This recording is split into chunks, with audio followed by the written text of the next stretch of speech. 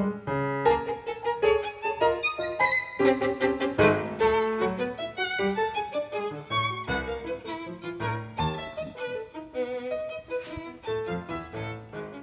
hello and good evening and welcome to the continuation of Blueprint Houston's series on the Next Million. I'm Joe Webb. I am the host of tonight's Public Affairs Public Access session.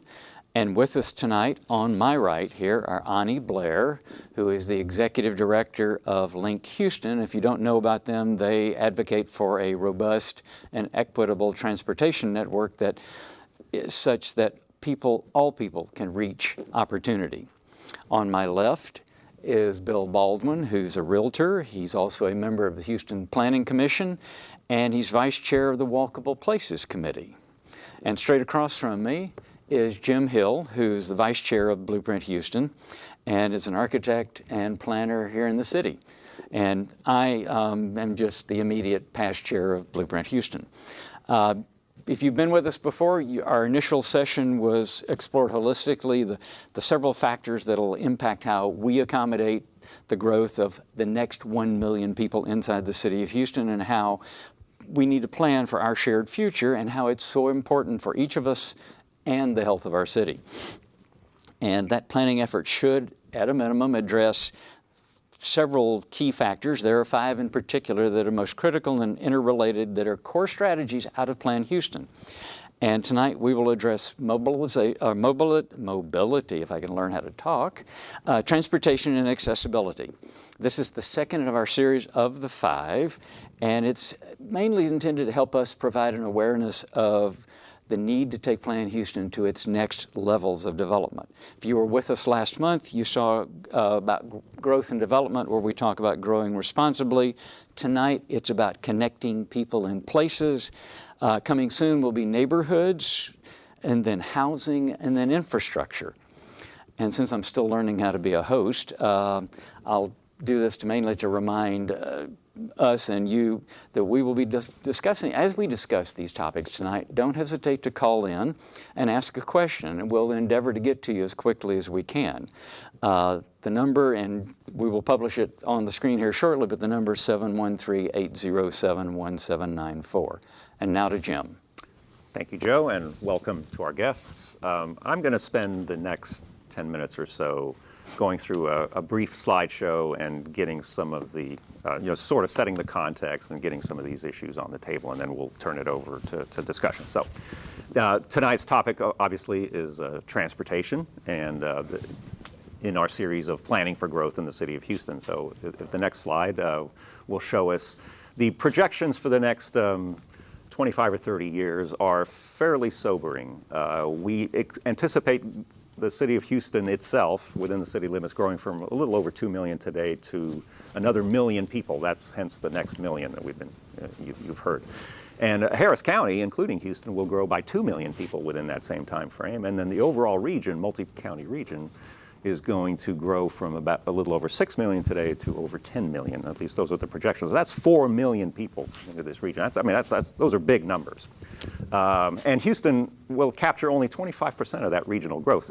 And that's going to be a big lift, unless we can somehow figure out this whole transportation, and get more density and figure out how to connect people together. So next slide would be an image here of showing in yellow the current city limits of Houston, and then in gray the ETJ. And this next couple of slides is basically laying out the mathematical and physical problem of how exactly are we going to propose to add 1 million people to Houston, 4 million people to this region.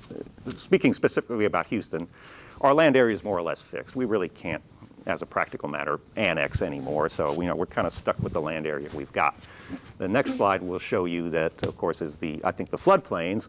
So on top of that, we're actually talking about possibly taking currently developed land off the table. So, that's not something you'd want to do, I guess, if you're trying to figure out how to get more people in here. But it's a reality. I mean, we've got to stop building in flood, hazard areas. Next.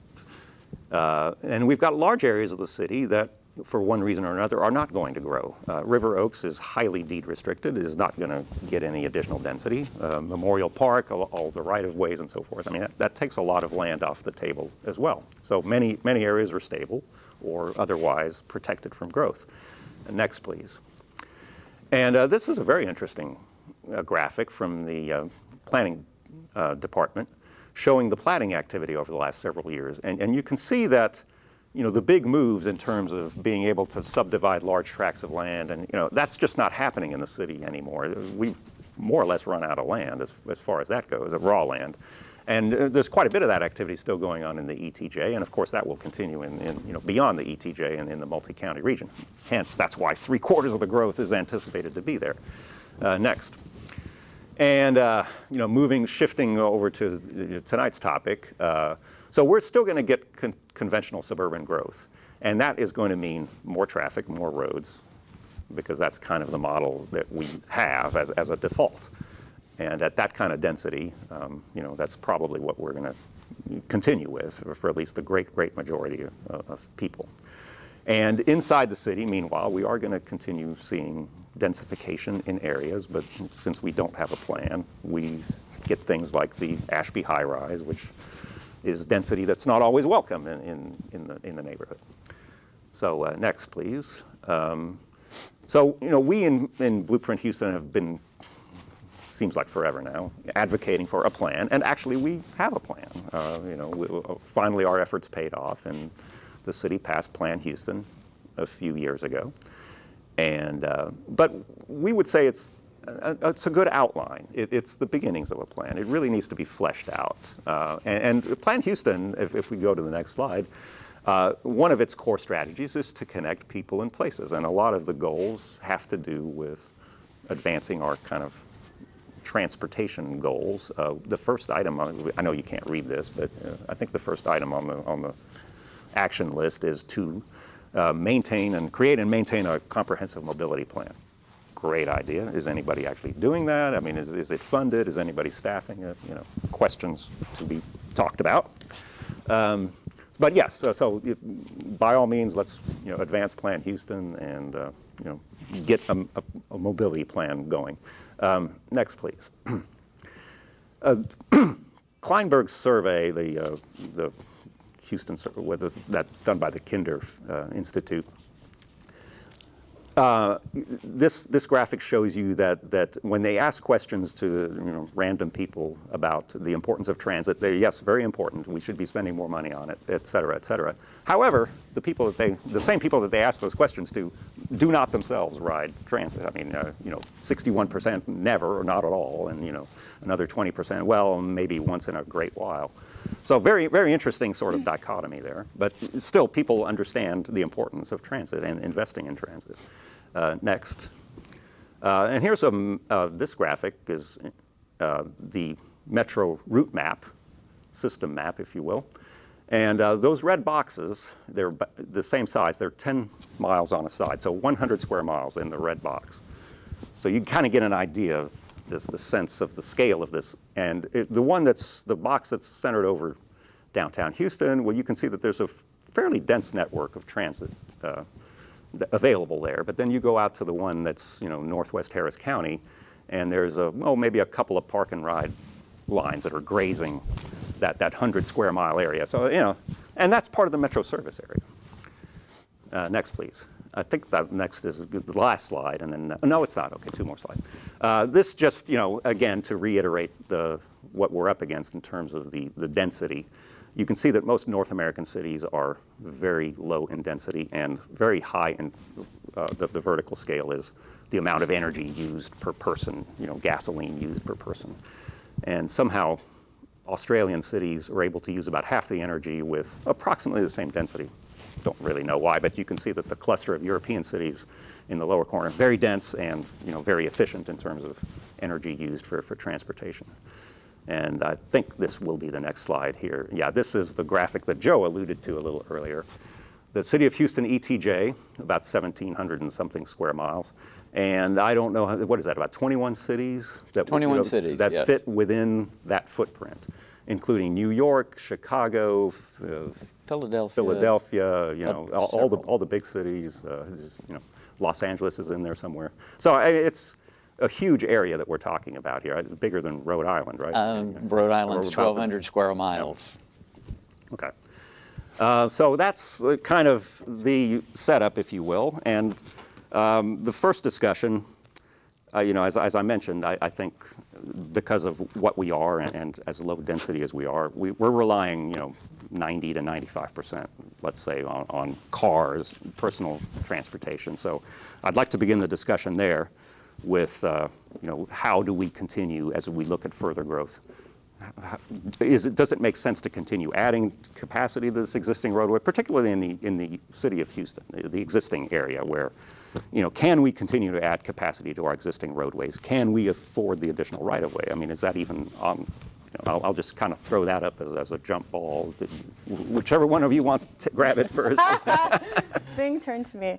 So, can we add capacity? I think the better question is, how do we look at a stronger network? So it's not just about a highway versus a bike lane versus being able to walk or versus any other route or taking the bus. But how do these interplay onto each other? So every day, the highways are something that we're going to use in multiple forms, whether it's a single occupancy vehicle or a metro bus or a park and ride using it. We have to maintain the highways that we have, and that's a key aspect of being able to maintain the capacity or even develop more capacity. At the same time, we have to recognize that there are multiple other ways for people to move and allow those options to also develop, because you may not want to or be able to or need to get on a highway.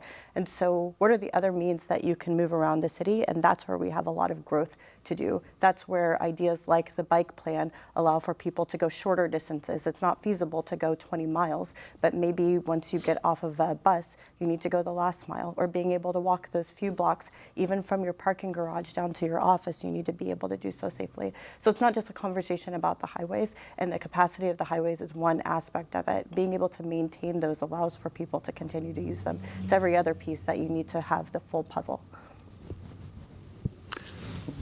I'm newer on the Planning Commission, about 2 years now, and if you haven't been to a Planning Commission meeting, I invite all of you to come there, because we really do plan. Okay. We just don't get credit for good planning. to hear. Yeah. For decades, we have designated right-of-way through the Major Thoroughfare Plan, and we update that plan every year. And every other week at Planning Commission, we're preserving a certain amount of right-of-way of each tract of land as it's redeveloped for future patterns of traffic. But I would go back to your original question. Do we need to continue to think about large build lines and streets getting bigger and wider and wider and wider? And I would say no. I think we've learned the lesson that bigger isn't always better. And building, not like Owen was saying, a more efficient network, thinking about how roads are used today and in the future. I tell people all the time, we design these roads to go 80 miles per hour and we put up a sign and expect people to go 30. They're not going to go 30 miles per hour naturally unless we as a city adopt a building code that entices them to drive slower. The more interesting Brazos and Bagby are, the slower people will drive, the safer it will be for people not only in the cars, but on the bicycles and on the sidewalks and getting in and out of the cars. So not necessarily preserving this great build line, but reducing the build line, making the buildings closer to the street, adding the transparency. I keep telling people my naked yoga idea is the way to really reduce traffic fatalities in the city, because people would drive slower if they had something really interesting to look at over here. So I'm all for Pilates at the ground level these days, because it really does work. A more active pedestrian realm, cafes outside, people walking will create more opportunities for people to walk, which will slow traffic down inherently. Go ahead. And just practically, you mentioned another 1 million people in the city and 2 million in the whole county. You can't build enough highways for that many people to be in their cars individually. That's impractical. And other cities are recognizing that as well. And they've taken the leadership to make decisions that look at multiple options to accommodate people on the roads. Well, and the comment that I'm hearing everybody in the background saying is for once we as a city are starting to grow up and understand that one size no longer fits all. I mean, we've got to the city has basically adopted a lot of the context-sensitive language. I think we really need to go the next step and start defining those contexts so that each neighborhood gets its own needed, appropriate infrastructure. So I think there's some and steps development, to go allowing there. for more development. I in the Heights don't want to drive to the Galleria to go Christmas shopping. I want the stores in my neighborhood. I don't want to drive to Central Market on Westheimer. I want a Central Market in my neighborhood. And if I don't have to drive to those areas, you know what? I will stay off the roadway for the rest of the people who are on the roadway. It will reduce traffic if we have more centers, micro centers of activity. Yes. Then we would have less need to get into the car and drive someplace else. The more restaurants we have in the Heights means less traffic for you people in Montrose, because I don't have to drive to Montrose to go to eat anymore. I can eat in the Heights. And it solves a lot of the problems. Well, you're describing something that is beginning to work on a small scale level in certain pockets of the city, but in vast areas of the city, and I hope everyone sort of internalized, the scale of this problem that we're working with. I mean, as we add more people here, I think it's safe to say that we're probably going to add vehicle miles traveled in one form or another. Yeah, maybe we can continue to do more biking and walking and in small areas, but we're already pretty much at the point of dysfunction in terms of traffic congestion, and I don't see that getting a lot better. And at what point? I mean, there is a point, I suppose, when congestion induces demand for other things, and I guess we're at that point. Color me a bit of a skeptic, I guess, in terms of... With our mindset and our pattern of history, we're not going to not get in a car until it's either uncomfortable to get into the car or you make an alternative to cars more attractive. Right. So both of those things are really going to have to happen. The more traffic you get, the more you're going to look at any other alternative, whether that's sharing a ride with someone or Ubering with someone or a bus. And I would consider a bus if it's more attractive to me, if it's clean, if it's safe, if it's on time. I tried to meet her yesterday, but I was 5 minutes late, which means I would have been 45 minutes late to my meeting. So then I had no choice but to get into the car and drive downtown and try and find some place to park. So it has to be convenient. Right. It has to be convenient. And just like with any new thing in society, you have to introduce it. And the more that it's available, the more people will start to use it. So with buses, yes, we have a great bus system that was recreated or reimagined in 2015. The buses go generally in the places and neighborhoods, in the places where they need to go. Is it convenient? Well, if you live in Acreage Homes and there are 3 buses that come every 60 minutes in the middle of the day, that's not very convenient. If it doesn't come on time, you can't reliably plan your day around something that doesn't come consistently, so you don't know if you should be 5 minutes late or 5 minutes early. And then if you miss it and it takes 60 minutes, you're kind of up a creek for the rest of the day. That's how you start to create options that work for people. Congestion is congestion. It is inevitable. People will get in their cars, and that's fine. But there are a lot of people who want different options, and the more that those options become available to them, they will explore them. That is the bus, that is the park and ride, that is the rail, that is walking, that is biking. If I get off of a park and ride, but it's still a mile to my actual office, do I want to change buses? Well, not if I have to wait, but I'd happily jump on a bike or walk part of that if it's easier or faster. You're going to make decisions. I think the other challenges that we have in the city is deciding for everybody a one-size-fits-all, just like one size doesn't fit all for Chapter 42 and for development, and whether or not parking restrictions are the same throughout the city.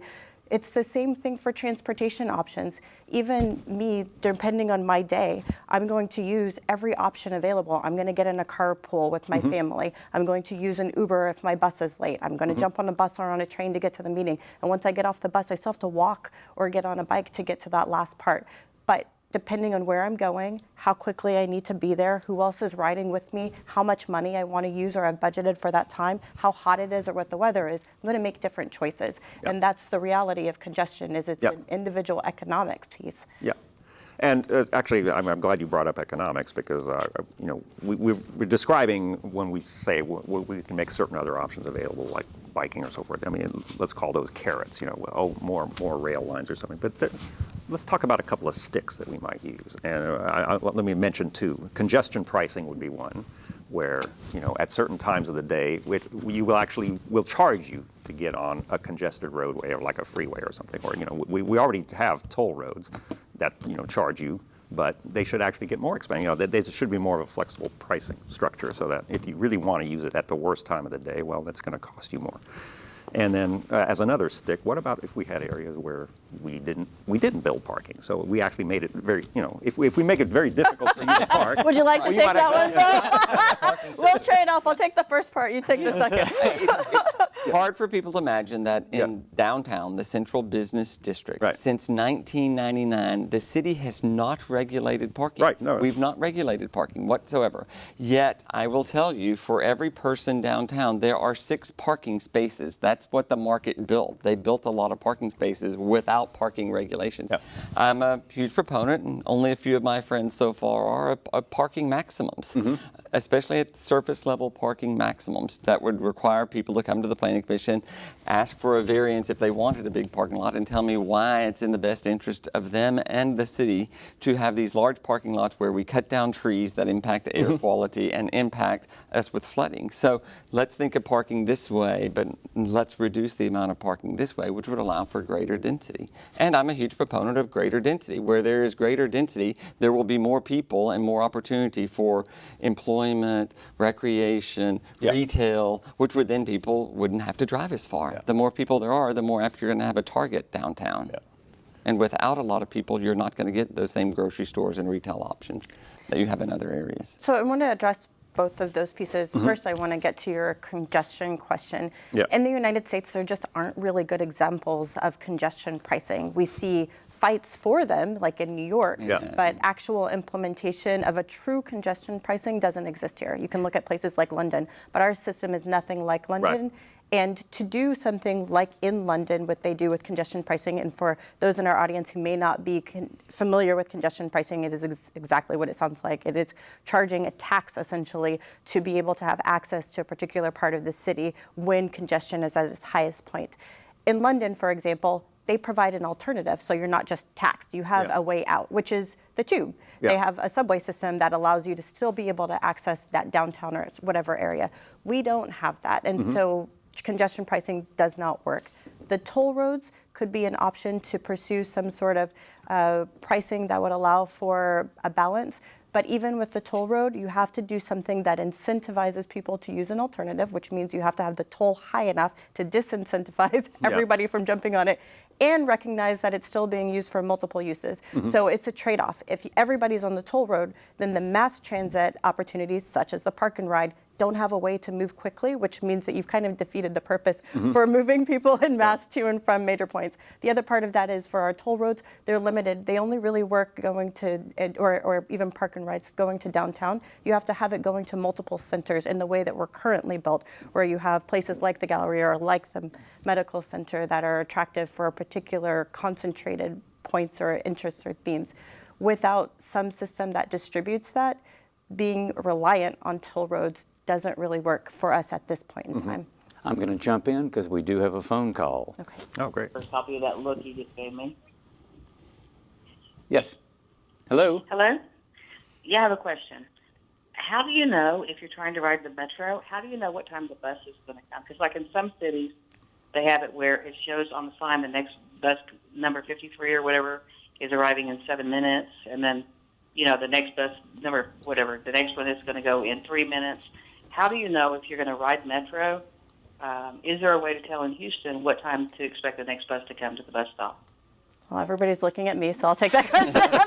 First of all, as a disclaimer, I do not work for Metro. I am an advocate with a nonprofit, Link Houston.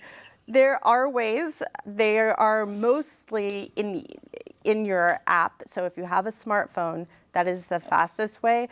A lot of people don't have smartphones, or they have a smartphone that's not smart, meaning they don't have access to internet, so that becomes a challenge. So you can also look it up on the internet or go to a transit center like the one downtown to find the schedule. So just very quickly, if you use the Metro app, it will give you the next bus. You can also go to a Metro stop, and text the stop number to a particular phone number, and it will have it posted at the bus stop. That will also text back in a couple of seconds when the next bus will come.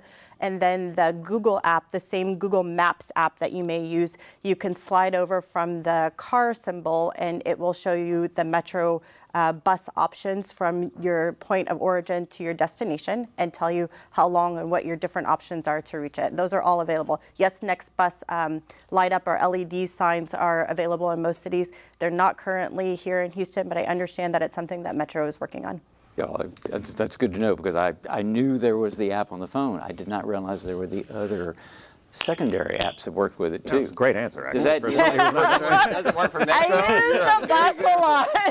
does that get what you needed? Does that get what you needed, caller? Oh, we may have lost. Okay, we may have lost her. Okay, great. Do we have another? Okay, Okay. good. Well, let's continue, guys. All right, so let me go back to the parking, and parking. I didn't have a graphic of this, but you think of any suburban area, and you'll probably commercial area, and it's huge parking lots with a one-story building like a big box or something like that, and the amount of parking that is required, the sheer space required for parking for the car-based system that we have is, I don't think people really realize, how it's usually for most commercial uses, you need about twice as much space to park cars as you do for the actual square footage of the building itself. And But I will go back on yeah, record yeah. as saying our issue is not so much that we have a code that requires them to put so many car spaces, it's that they really want a lot of car That's right. Well, spaces. yeah. So No. until we flip the pendulum 180 Right. degrees and put parking maximums in the code, Yeah. which wouldn't allow for that sort of thing, then you're going to continue to do that. Because I can say the minimum is 2 spots for every 1,000 Yeah. square feet, and if Right. they go and do 16 spots, that's because that's what they want Yeah, well, to do. that's what the market wants. So the developer will tell you. But my We would look at traffic, yeah. at even at the airport system. The Yeah. number of people parking at the airport, paying to park their car, is down dramatically Oh, good. since the influx of Uber and Lyft. Right, into our but that Wall goes Street. back to my earlier point about providing an option. Yes. Yeah. When the only option to reach a place is to park, including for Right, yeah. workers, because it takes a quarter of a mile to cross the parking lot from the street to the actual building door. Yeah. That's the best option. And I have people in my family who can't walk very far. I have to drive them to the door Yeah, because there yeah. is no other way to get there. But if you provide other options, then people start to use them. And you see that at the airports already. Yeah. But I think also the thing that we never seem to realize and talk about is, yes, you've got all this parking. It has a definite economic impact on the city because you're not developing that property to its highest and best use. So it's all the more reason to rethink parking maximums, parking amounts. I mean, there's been a lot of literature on the cost of free parking. Yep. It's actually pretty healthy. So it's something to rethink because it does have an economic impact on the bottom line of the city of Houston. The reduced build lines. Yeah. By reducing the build line, what is the benefit to the city and the citizens is an enhanced pedestrian realm. The incentive for the developer is that they get not only the additional space, 15, 20 feet from here to here, but they get it up 3 and 4 and 5 and 10 stories tall. And that can be millions of dollars of additional buildable space Sure. for the developer. And so we want to give them the incentive to create a better pedestrian realm, and in exchange for that, we're going to give them more buildable space. Yeah. Yeah. And if you reduce the parking requirements, they can spend less money on a parking lot and more money on that Pilates studio that they're going to open. So my on the point first Or a actually grocery about store. that I was, mean, some people are just trying to get fresh Okay. food. so my point about parking actually was precisely that it represents a huge reservoir of potential developable land. Yes. We've got this built-in. If we want to try to figure out where we're going to fit another 1 million people, And we very can start smart building out the parking developers, lots. many of them, of course, who've been asking for Yeah. parking variances, get it. They Yeah. understand it just fine. I think Yeah. we'd have to do a better job of educating the benefit of you're not going to go broke if you reduce the amount of parking spaces that you have. You're actually going Yeah. to have more opportunity to create wealth Great. for Yeah. more people. Yeah. Yes, definitely. Okay, good. So we're beginning to move maybe, At least the discussion is yeah. I'm not saying everyone's there. Hey, it's so funny. Half of my world, we discussed yesterday, half of my world wants more parking regulations and the other half wants no parking regulations. And you're going to have to educate both sides. Yeah. And I yeah. think you're going to have to agree that the one size doesn't fit all. There are going to be some areas where reduced parking makes sense, and there's some areas that you don't want to have an adverse impact into residential neighborhoods. Yeah. Okay, well, good. So we're beginning to touch on, I think we're mentioning a lot of aspects of what we hope we are moving towards, which would be, putting the whole puzzle together, creating true walkable urbanism areas. And we've got them in small pockets, and, there are even developers that are able to, control enough land to where I'm thinking of something like a city center or, a woodlands, town center, that sort of thing, where, one person can actually do it. But then we have areas like, to a certain degree, midtown and downtown is beginning to work that way, where, you've got mixing of uses now, you've got sufficient density to get that critical mass. So how can we continue to, this is my leading question here about planning, obviously, that, how do we make more of this happen? Yeah. You pilot it in certain areas and you show people that it works, and you continue to push the boundaries along the way. And it can't, we talked with the mayor, it can't just be these small incremental steps. At some point it has to be pretty transformative in order for it to occur in a time frame that we can really measure and say, okay, this is working.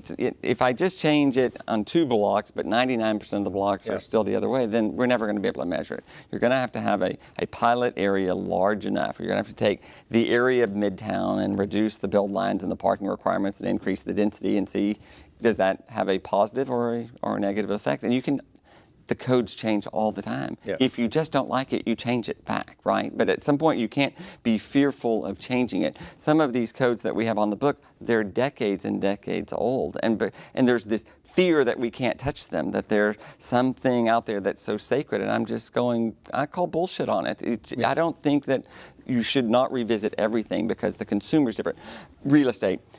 My basic consumer today used to be the 28-year-old young millennial. Now it's their parents, and they don't want to be on the golf course anymore. They don't want that media room. They don't need all those square footage. They want less square footage. You know where they want to spend? Time out in their city. Yeah. They don't want to clean, insure, and pay the utilities on those big houses. They're willing to live in less space. Yeah. They're willing to live in more urban pioneer areas.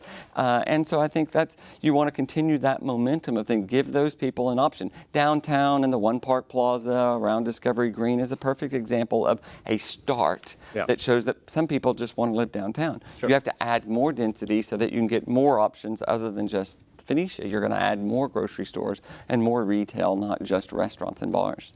Well, and there's an area, I call it the post area. It's West Gray at Bagby. That has really taken on a life of its own now. It's vibrant. There's a lot of street. There's people on the street, there's activity on the street, they're activated streets, and yet there's a fair amount of traffic that goes through there slowly. And you can bike there. And the question is, there. how do we replicate it all over the city? That becomes the question. How do we what incentives or what rules do we need to put in place to help get that there? That corner. You look at it, this is what frustrates me about the Planning Commission. The things that you just talked about came to the Planning Commission and asked for a variance, and they had to jump through a hoop in order to get an enhanced pedestrian realm and a closer build line. And diagonally across, the CVS met every one of the requirements, and it's the unintended consequences of exactly, they didn't have to apply for a variance. They get to put their building over there and have their parking lot right out front, and that's where people are going to die pulling in and out of that parking lot. Let's change our development code and let's require what we want and ask those people to ask for the variance, not our friends who are doing the right kind of development. They shouldn't have to jump through that hoop. Totally agree. And then returning to the conversation about other forms of transportation, you both mentioned people walking and biking. Well, I pass through there quite frequently, and I see people waiting for the bus. There's the bus, the number 32 that goes through. It comes through every half an hour, regardless of if it's a peak time or in the afternoon. And there are always people waiting for that bus. I guarantee you that there is latent demand for that bus, and if you were to make that bus come every 10 minutes, that there would be tons of people. I've lived in other cities in the U.S., and when you have to move your car and it's difficult because it's in a parking garage on another street, you don't want to. Yeah. You want to be able to pop outside and be able to move quickly, and if there are already people waiting there, you can move people and get them going and create more density by doing that. We see a similar, you see this idea about latent demand, I think, is in a lot of places. And you've heard the chair of Metro talking about when you build transportation options, then people start moving there.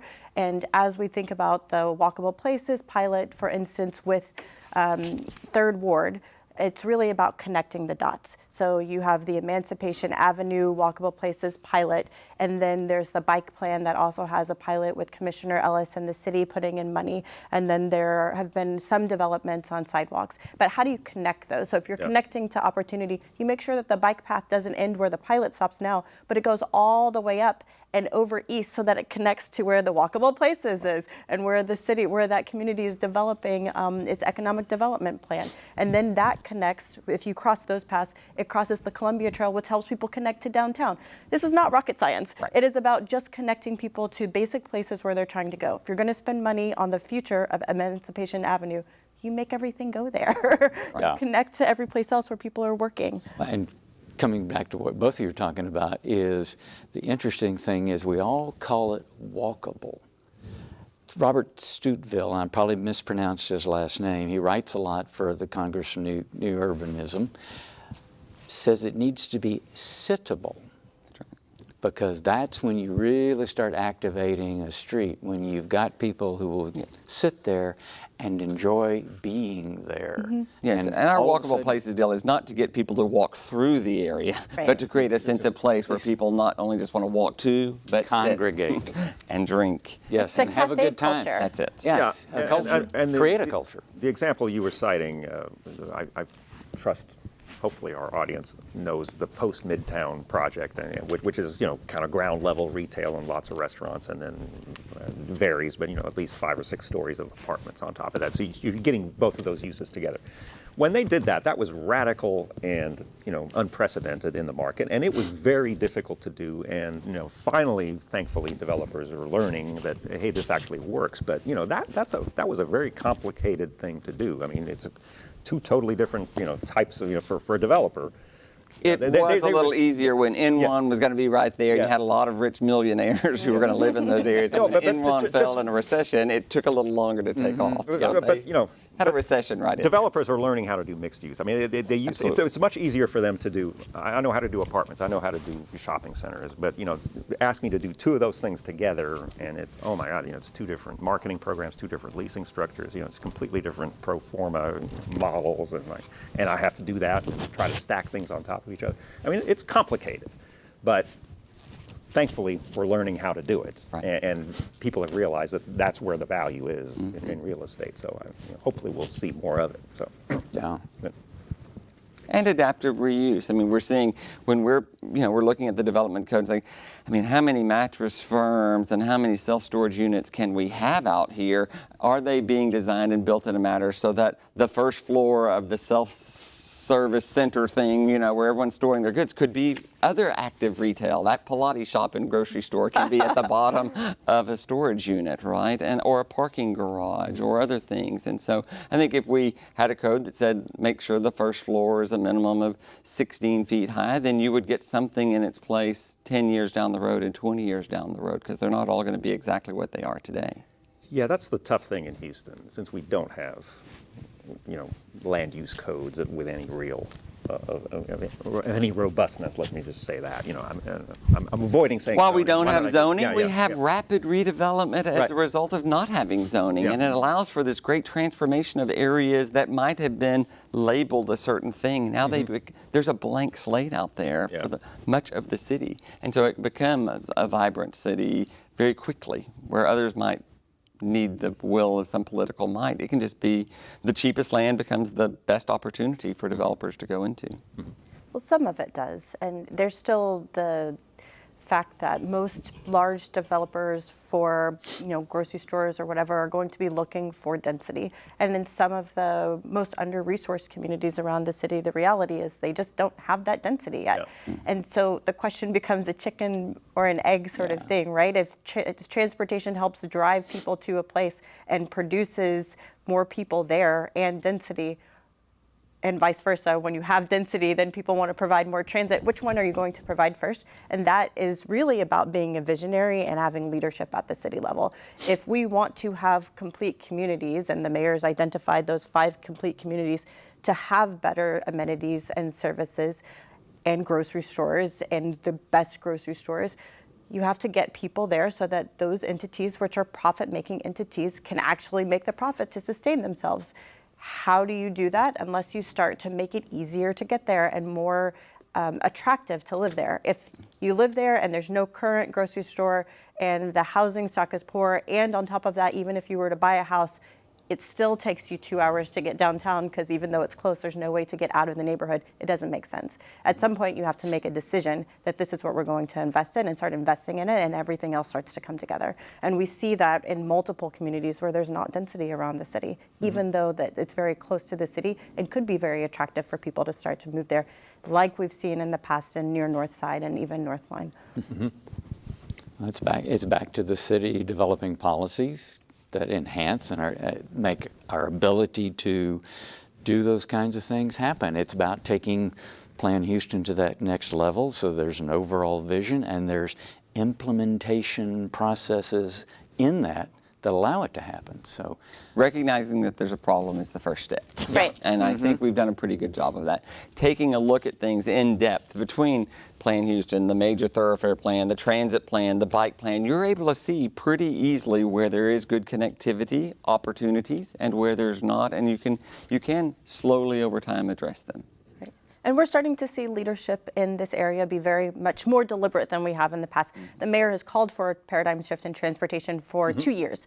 This year, at the State of Mobility address that he did with the Transportation Advocacy Group, he went further than that and actually defined what he wants out of public transit system, what he wants out of the bike plan, how he wants walking and biking to be more safer and more accessible, and starting to put a little bit more definition to that we need to see in order to create a network that actually works. This complements all the other planning. None of it is isolated. It has to be related to walkable places. It has to be related to development. It has to be related to the Amazon HQ2 bid and the Harvey recovery. So all this sounds great, and I think we're saying all the right things. But what could the city do, or maybe it's Metro, or maybe it's some collaboration of them? What would be a big move that could really begin to move the needle on this? I mean, Reduce parking requirements would be an easy win that could be accomplished in the urban core. Changing the build line and how it works in certain areas, whether it's the walkable places corridors or along the transit corridor, would be an early, easy win, wouldn't cost that much, and you could easily see if it works or not, because that's where rapid development is going to be in some of these areas. And when you see that it works there, you go and make it mandatory everywhere. Okay, but when you say reduce parking, you're actually talking about capping parking, right? I'm talking about reducing parking requirements where it's appropriate and creating a surface parking maximum where it is appropriate. And not using one size fits all. I'm not saying we're going to do that in the Woodlands Township or that I'm going to do it in the middle of Spring Branch. I'm going to say we have to think of things as an urban core and a suburban development and then somewhere in between, and be able to adopt policies and ordinances accordingly to the size of the city that we started talking about in the very beginning. It's just going to be next to impossible to keep thinking that we have one ordinance that works the same way throughout 650 square miles. Well, yeah, there's 84 super neighborhoods. Right. Each one of those was always intended to be kind of one of those core neighborhood planning entities, so that people could wrap their minds and their hands around it.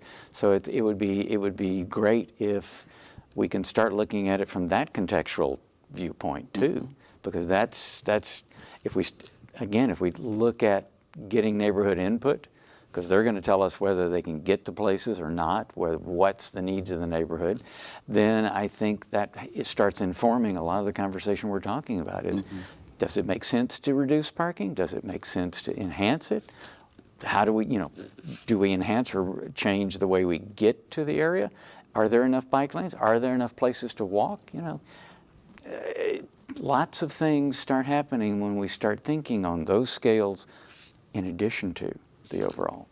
We were talking about, transportation and Metro, and they are our friends, and we want them to make the best decisions as we come to Metro next and what the next phase is. But just building more lines to the suburbs increases the opportunity that more people are going to move to the suburbs and not increase the density of the urban core. So while I'm not saying we can't do some of those things, I don't want to give up on increasing the accessibility and bus service inside the 610 loop. The trade-off is important.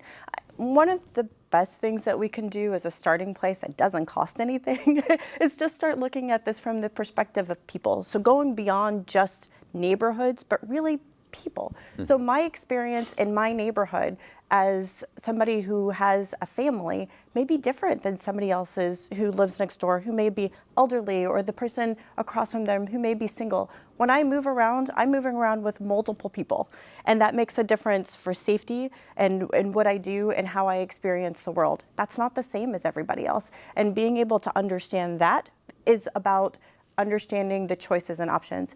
I'm not trying to tell anybody that they have to move around the city one way versus the other, but understanding that people may need to or want to or have to move certain ways because they can or can't do something.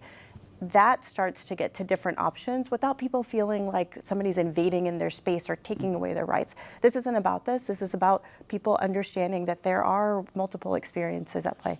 For big things that we can be doing for transportation, I actually think some of them are just not big. They're just things that we need to be doing. First of all, we need a sidewalk survey. If we're going to have measurements and be able to hold our officials accountable, we have to know what we're measuring against and how much progress we've had. We don't have that.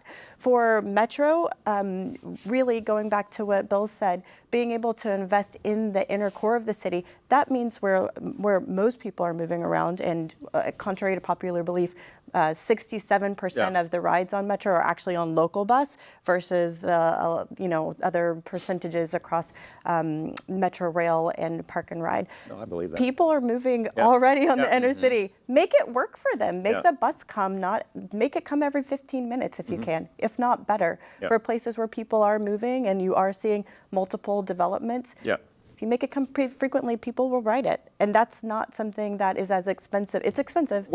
But it's not as expensive as building out to the burbs and beyond. For an hour and a half. Putting a bench at a bus stop's not that expensive either, and it would make it more attractive for those in 90-degree weather. Let's not be afraid of the expense either. I mean, TxDOT is going to spend, I don't know how many billions of dollars within this region in the next, Prioritize connections to the airport. That is what our priorities should be for big thinking. Okay, but let me just say one thing about, spending. We are led to believe, and I think transit gets a little bit of an unfair rap here because a mile of rail costs, X, and a mile of road costs, only a fraction of that. But a road by itself isn't really a system because there are two other components to it that make it work that have to be privately funded. One is the parking that is wherever it is you're going, and then two are the vehicles themselves. So the public only provides one out of three of those things. Whereas if you're talking about a transit line, that's a fully functional thing. So there's a little bit of a disconnect there in terms of how we think about that. So I wouldn't be afraid, since we're going to be spending billions of dollars on transportation. How do we begin to move some of that money around for strategies that make more sense? I have the privilege of serving on the North Houston Highway Improvement Project Committee. It's a very tough acronym for me to figure out. To look at that very thing. First of all, do what we can do with the money to connect back communities, to address equity, to address accessibility, to address health and air quality and noise all at the same time. Where the interstate is high, make it iconic, something that we're proud of. Utilize the space better underneath the interstate. Where we can make it disappear, make it disappear. It is going below grade in many opportunities, which will help us reconnect certain areas, which will not be the same wall or barrier that the interstate system has been in the past or whatever. So I think there is an ample opportunity, and I think there's going to be money at TxDOT. I think the city will have an opportunity to spend a little money. I think the private sector will be able to spend money, and we're looking intensively on how we can use that one experience to transform the city and how we get around, especially in all of those areas as it touches. But it's really from I-45 at the airport all the way down to 288 beyond 610. I mean, it's a vast, area of which we're looking at. 10-year plan there to spend all of that money. But there's an ample opportunity for it to transform the city. And there's a lot of really bright minds figuring out how to do that. And then you're going to have to go back to the people and say, yeah, we're going to need some help paying for some of these things because it's the time to do it. And if you don't fix it, then you're stuck with it for another 75 or 80 years. So better to pay up front and have a better consequence than to deal with the reactionary later. So Link Houston is part of a coalition of groups that is 23 or more organizations to make I-45 better. So this North Houston Highway Improvement Program or project is really mostly on I-45 and a little bit on 59. The reality is the highway is coming. So to your point, how do you make it better? And to Bill's point, keeping communities united is a key part of it. Looking at communities, the highway expansion will displace a lot of people. And so how do you minimize that? How do you make sure that people who have to leave are able to build their lives again, especially if you're giving up a home in near North Side that you may have had for generations? You have great proximity to downtown. You can't afford something that is at that rate or in that community anymore because it's so high. So looking at that is a key piece for making sure that the program or the project doesn't negatively impact the city. The other piece on making the money work for us better is really, again, looking at the intersections in particular. Those intersections are going to make the highway extremely wide. So if you are already walking underneath the highway, which lots of people do, I know it sounds crazy, but lots of people do it every day to get from one side, for instance, at Independence Heights to North Line Commons, where there's a Walmart and a Fiesta, and people walk. If you don't have Metro, or if you don't have TxDOT, the Texas Department of Transportation, to go to the extra mile to make it wider on sidewalks, longer signals, actual markings, and lighting so that people who already do that can do that safely, then it's not going to be safe. But that's an extra measure that they will have to spend extra money on, but the impact on communities is pretty great. Further, there are big asks for them to create right-of-way that Metro could use down the road, whether it's for bus rapid transit, which means these really fast buses that are able to connect, or even for rail, so that the rail isn't going through communities, but going around communities on the highway and connect to the airports, which connect not only people going back and forth, but more importantly, in most cities, transportation like a rail that connects to an airport is mostly used by workers because it's a cheaper option than using half of your paycheck to pay for contract parking.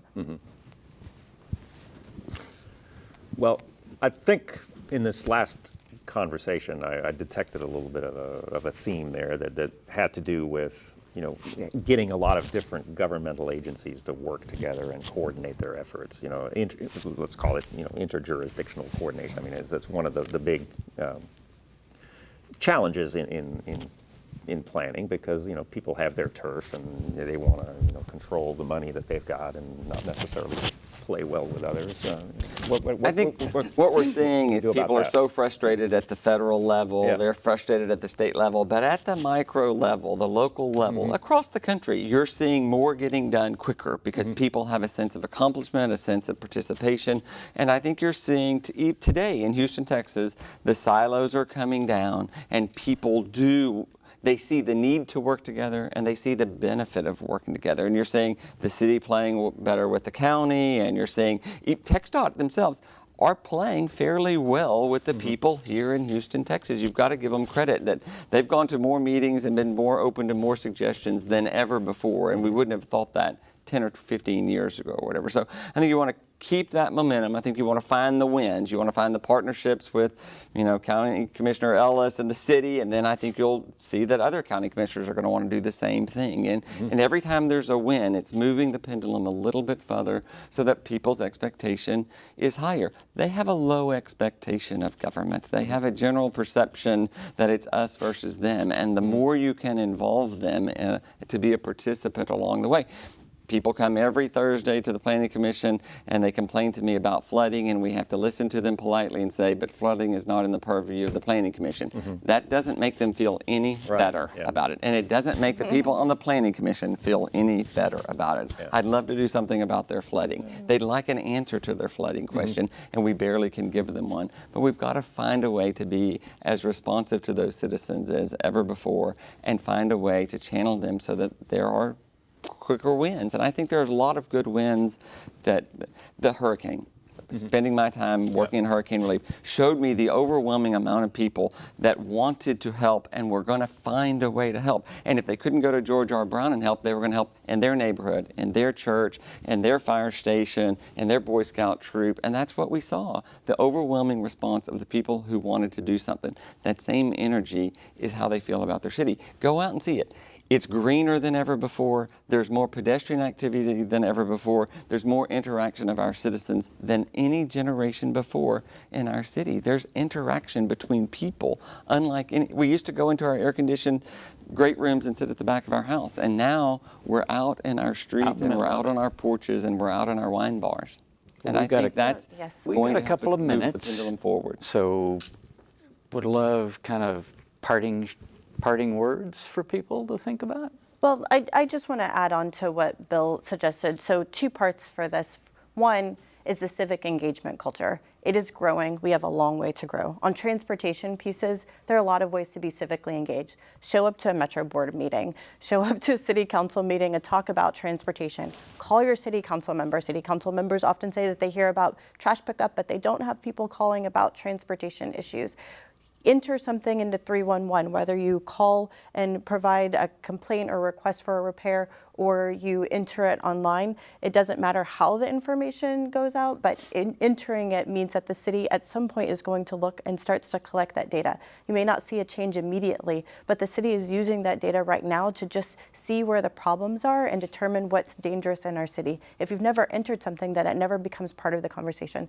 The other part of that is separate from the civic engagement piece. I agree with Bill that we have seen a change in how the city addresses issues and the silos coming down. And the 2 major drivers of that are when you have a lot to gain or a lot to lose. We had a lot to lose with Harvey, and people got together, and even meetings started happening with multiple agencies across different levels of government and even within our own local government. When you have a lot to gain with Amazon HQ2, you saw people from all different backgrounds coming together to put together an effective proposal. Those drive change, and that sort of leadership change in how we communicate is necessary for us to get to the next level as a city. Yeah, and the fact that we didn't get shortlisted for Amazon HQ2, I think, gave everybody a little bit of pause and said, wait a minute. We've got to do a lot more. Yeah. We've got about 30 seconds, guys, and I want to thank Bill and Ani for joining us tonight, and Jim. For those of you who have been following us, we try to be here every second Thursday of the month. We've got sessions on neighborhoods, housing, and infrastructure coming up. Thank you for joining us, and again, thank all of you for being a part of this tonight. I think we got a better conversation going than I had hoped for. It was great. I think we got some ideas and some things out on the table. Again, thank you very much, and thank all of you for joining us, and be safe and walk around the city. Thanks for having us. Thanks for being here.